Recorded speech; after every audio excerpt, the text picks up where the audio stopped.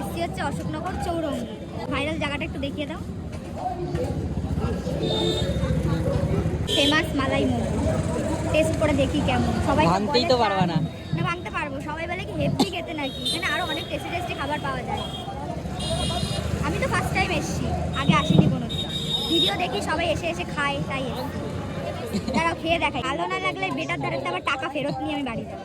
কি মনে করিস আমার হালকাই দিচ্ছে নাকি? হ্যাঁ হালকাই দিলে আমাকে বলো না ভাঙতেই পারবা না। ভাঙতেই পারছি না।